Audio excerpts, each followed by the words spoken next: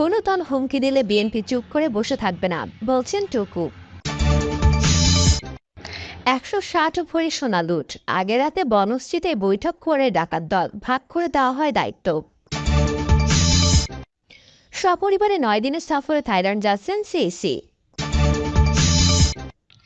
জঙ্গলে শিশুর কান্না শুনে প্রবেশ, ধর্ষককে ধরে গণধোলাই দিল জনতা।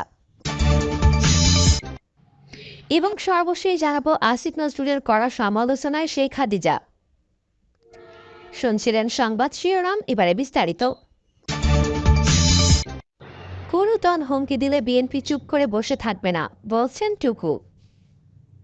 ছাত্রদের গঠিত নতুন রাজনৈতিক দল জাতীয় নাগরিক পার্টির প্রতি ইঙ্গিত করে বিএনপি স্থায়ী কমিটির সদস্য ইকবাল হাসান মাহমুদ টুকু বলেছেন, নতুন দল করেছে ভালো কথা, কিন্তু দল করে যদি হুমকি ধমকি দাও যে এটা না হলে ওটা হবে না, ওটা না হলে এটা হবে না, তাহলে আমরা যে এতদিন দল করে এত বড় একটা দল তৈরি করছি, তাহলে কি আমরা চুপ করে বসে থাকবো? বিএনপি চুপ করে বসে থাকবে না। ইকবাল হাসান মাহমুদ টুকু বলেন, ভারতের ইতিহাস জানেন কিনা, আসামে একবার উন্নয়ন হচ্ছিল না, তখন কংগ্রেস ক্ষমতায় ছিল, তখন আসামের ছাত্ররা আন্দোলন করে সেখানকার কংগ্রেস সরকারের পতন ঘটিয়েছিল। পরে অসম অধিকার পরিষদ নামে একটি ছাত্র পরিষদ করেছিল, তারা নির্বাচন করে নিরঙ্কুশ জয়লাভ করেছিল, কিন্তু ক্ষমতায় গিয়ে তারা সরকার বেশি দিন চালাতে পারেনি, 9 মাস কি 1 বছর বয়স হয়েছিল, তারপরে সেই সরকারেরও পতন হয়েছিল। আগামী নির্বাচন বিএনপির জন্য অনেক কঠিন হবে জানিয়ে বিএনপির সর্বোচ্চ নীতি নির্ধারণী কমিটির এই সদস্য বলেন, তারেক রহমান বলেছেন, আগামী দিনে নির্বাচন বিএনপির জন্য সবচেয়ে কঠিন হবে।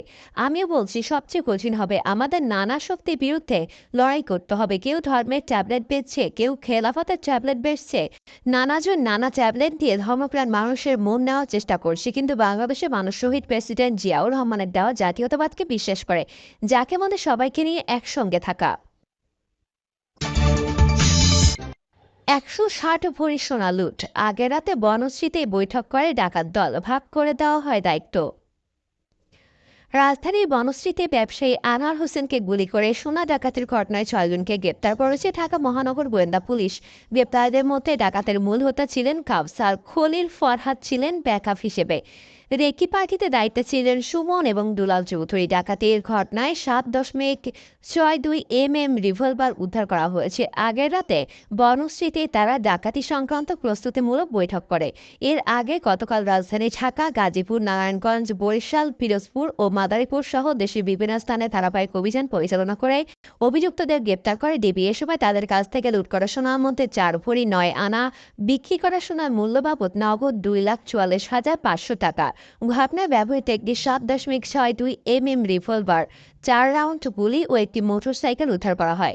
ডিএমপি কমিশনার শেখ মোহাম্মদ সাজ্জাদ আলী বলেন, আনোয়ার হোসেন একজন স্বর্ণ ব্যবসায়ী। তিনি রামপুরা বনশ্রীর সিটি ব্লকের অ্যাভিনিউয়ে অলঙ্কার জুয়েলার্স নামের জুয়েলারি দোকানের মালিক। প্রতিদিনের মতো তিনি 23শে ফেব্রুয়ারি রাতে দোকান বন্ধ করে দোকানের 160 ভরি সোনা সহ বাসায় ফিরছিলেন। সপরিবারে 9 দিনের সফরে থাইল্যান্ড যাচ্ছেন সিইসি। স্ত্রী ও কন্যাকে সঙ্গে নিয়ে 9 দিনের সফরে থাইল্যান্ড যাচ্ছেন প্রধান নির্বাচন কমিশনার এএমএম নাসির উদ্দিন। ইসির উপসচিব মোহাম্মদ শাহ আলমের সই করা সরকারি আদেশে তথ্য জানানো হয়। আদেশে বলা হয়েছে, আগামী 11 এপ্রিল প্রধান নির্বাচন কমিশনার এএমএম নাসির উদ্দিন তার স্ত্রী ও কন্যা চিকিৎসার জন্য থাইল্যান্ড যাচ্ছেন। 9 দিনের এই সফর শেষে আগামী 19 এপ্রিল দেশে ফিরবেন প্রধান নির্বাচন কমিশনার। এতে আরও জানানো হয়, এই ভ্রমণের সব খরচ প্রধান নির্বাচন কমিশনার নিজেই বহন করবেন। সিসির সঙ্গে থাকবেন তার স্ত্রী শাহিন ফেরদৌসি, মেয়ে তাসনিমা নাসির উদ্দিন এবং তার নাতি-নাতনি জুহাইন রিজওয়ান ও আরশান রিজওয়ান। জঙ্গলে শিশুর কান্না শুনে প্রবেশ, ধর্ষককে ধরে গণধোলাই দিল জনতা। গাজীপুরের শ্রীপুরে 8 বছরের শিশুকে জঙ্গলে নিয়ে ধর্ষণের ভিডিও ধারণ করার অভিযোগে আরমান মিয়া নামে এক যুবককে আটক করেছে পুলিশ। এর আগে জঙ্গলের ভেতর থেকে ধরে এনে তাকে গণধোলাই দেয় জনতা। অভিযুক্ত ধর্ষক আরমান ময়মনসিংহ জেলার গফরগাঁও উপজেলার দিগুয়ারি ইউনিয়নের শামসুল হকের ছেলে। তিনি শ্রীপুর উপজেলার বরমি ইউনিয়নের দরগারজেলা গ্রামের মাঝের টেক এলাকার বাসিন্দা। ভুক্তভোগী শিশু একই এলাকায় একটি বিদ্যালয়ের 3য় শ্রেণীর ছাত্রী। স্থানীয় এক বাসিন্দা জানান, শনিবার দুপুরের পর থেকে শিশুটিকে খোঁজাখুঁজি করছিলেন তার মা বাবা। বিষয়টি আমরা জানতে পেরে আশপাশে খোঁজ করতে থাকি। এক পর্যায়ে গভীর শালবনের ভেতর শিশুর কান্নার আওয়াজ শুনতে পাই। এরপর বনের ভেতর গিয়ে শিশুসহ আরমানকে দেখতে পায়। এরপর শিশুর কাছে বিস্তারিত ছেলে আরমানের মোবাইল ফোন উদ্ধার করে আপত্তিকর ভিডিও পাওয়া যায়, যা সে কয়েকজনকে পাঠিয়েছিল। এরপর স্থানীয়রা এসে শিশুটিকে উদ্ধার করে ধর্ষককে গণধোলাই দিয়ে আটক রেখে পুলিশে খবর দেন। ধর্ষক আরমান ক্ষুব্ধ জনতাকে বলেন, শিশুকে ধর্ষণের পর আমি নিজেই ভিডিও ধারণ করেছি, আবার কয়েকজন বন্ধুর ইমোতে ওই আপত্তিকর ভিডিও পাঠিয়েছি। আমাকে কয়েকজন মিলে ইয়াবা ট্যাবলেট সেবন করিয়েছে, এজন্য আমার মাথা ঠিক ছিল না। ভুক্তভোগী শিশুর বাবা বাজারে মাছ বিক্রি করে জীবিকা নির্বাহ করেন। তার স্ত্রী একজন শারীরিক প্রতিবন্ধী। তিনি জানান, অভিযুক্ত যুবক আমার মেয়ের বাড়ি থেকে পাশের একটি গভীর জঙ্গলে নিয়ে অমানসিক অত্যাচার করে। মেয়ে কান্নাকাটি করলে আশপাশের মানুষকে উদ্ধার করে। শ্রীপুর থানার পরিদর্শক শামীম আক্তার বলেন, খবর পেয়ে ঘটনাস্থল গিয়ে শিশুকে উদ্ধার করে পুলিশ হেফাজতে নেওয়া হয়েছে। আটক করা হয়েছে অভিযুক্ত ধর্ষককে। মোবাইল ফোনে ধারণ করা কয়েকটি ভিডিও উদ্ধার করা হয়েছে। জব্দ করা হয়েছে মোবাইল ফোনও। আসিফ নজরুলের কড়া সমালোচনায় শেখ খাদিজা। আওয়ামী লীগ সরকারের আমলে ডিজিটাল নিরাপত্তা আইনে দীর্ঘ ১৫ মাস কারাভোগকারী জগন্নাথ বিশ্ববিদ্যালয়ের শিক্ষার্থী খাদিজাতুল কোবরা বলেছেন, ফ্যাসিস্ট হাসিনার নৃশংসতায় যদি কোনো নিকৃষ্ট উদাহরণ থেকে থাকে, হয়তো তার মধ্যে অন্যতম আমি। কারণ বিনা দোষে কোনো কিছু না করে, কোনো কিছু না বলে ১৫ মাস আমি জেল খেটেছি। শনিবার ঢাকা বিশ্ববিদ্যালয়ের ছাত্র শিক্ষক কেন্দ্র মাঠে শাখা ছাত্রদল আয়োজিত বইমেলা উদ্বোধন ও আন্তর্জাতিক নারী দিবসের অদম্য নারী শক্তিতে অজেয় শীর্ষক আলোচনার সভায় তিনি এসব কথা বলেন। রাষ্ট্রবিজ্ঞান বিভাগের ছাত্রী খাদিজা বলেন, হয়তো ফ্যাসিস্ট একটা উদাহরণ তৈরি করেছিল আমাকে দিয়ে, যে তুমি মেয়ে হও আর যাই হোক, শিক্ষার্থী হলেও আমার বিরুদ্ধে কথা বলতে তোমাকে ভোগান্তিতে পড়তে হবে।